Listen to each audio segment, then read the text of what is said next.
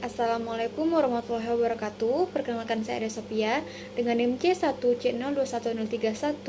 Di sini saya akan menjelaskan materi dari mata kuliah akuntansi keperilakuan mengenai aspek keperilakuan pada pengambilan keputusan dan para pengambil keputusan. Yang pertama, proses pengambilan keputusan. Proses pengambilan keputusan adalah salah satu mekanisme pemikiran manusia yang paling kompleks karena berbagai faktor dan tindakan campur tangan di dalamnya dengan hasil yang berbeda.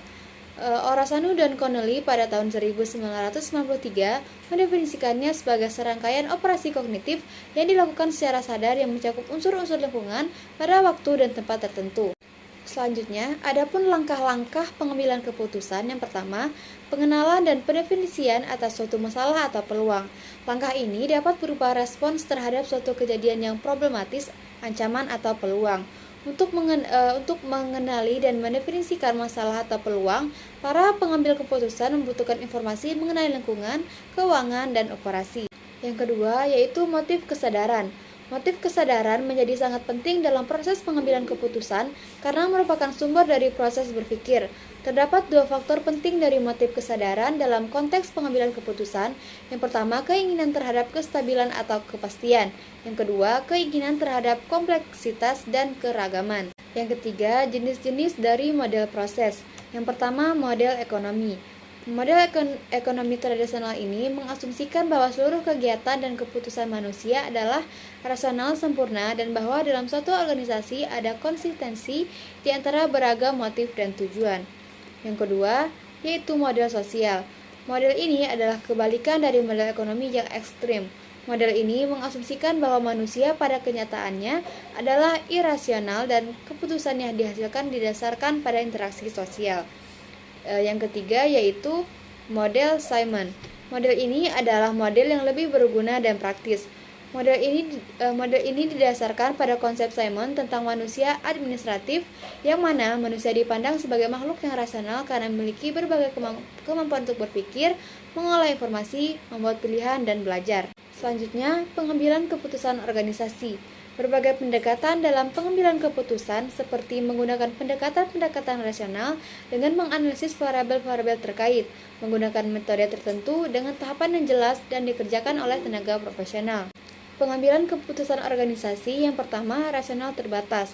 Rasionalitas terbatas berarti bahwa orang-orang memiliki keterbatasan dalam pemikiran rasional. Yang kedua yaitu intuisi. Terdapat berbagai pandangan tentang intuisi, yaitu intuisi sebagai suatu pengetahuan, sebagai pendekatan untuk merespon suatu fenomena, dan sebagai suatu proses berpikir. Yang ketiga, identifikasi masalah. Masalah-masalah yang tampak cenderung memiliki kemungkinan dipilih yang lebih tinggi daripada masalah yang penting. Pernyataan ini didasarkan setidaknya pada dua alasan. Yang pertama, cukup mudah untuk mengenali masalah-masalah yang tampak atau visible. Yang kedua, perlu diingat bahwa semua orang menaruh perhatian yang besar terhadap pengambilan keputusan dalam organisasi. Selanjutnya, pembuatan pilihan. Untuk menghindari informasi yang terlalu padat, para pengambil keputusan mengandalkan heuristis atau jalan pintas dalam penilaian pengambilan keputusan. Kemudian, yang kelima, yaitu perbedaan individual gaya pengambilan keputusan.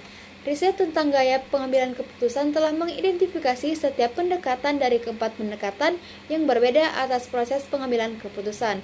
Model ini dirancang agar dapat digunakan oleh para manajer dan memberi aspirasi bagi manajer. Tetapi kerangka kerja umumnya dapat digunakan pada setiap pengambilan keputusan apapun. Yang terakhir, keterbatasan organisasi. Organisasi itu sendiri merupakan penghambat bagi para pengambil keputusan. Pengambilan keputusan oleh pendatang baru versus para pakar. Ada pengujian informasi, integrasi pengamatan dan temuan, dan pertimbangan.